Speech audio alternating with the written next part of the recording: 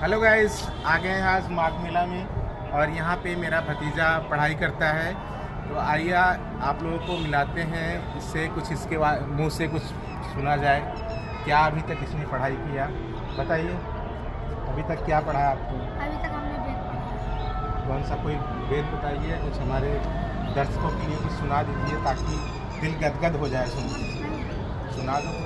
तवोर्जेत्तवा भायवसदेवो वः सविता परार्पयत् श्रेष्ठतमः यकर्मण आप्याय ध्वमग्न्या इन्द्राय भागं प्रजापतिरनमीम अस्मावावस्तेन ईशतमागसगो सोऽध्रुवा अस्मिन् गोपतौस्या तव वीर्यजमानस्य पशून् पाहि वसोः पवित्रम्।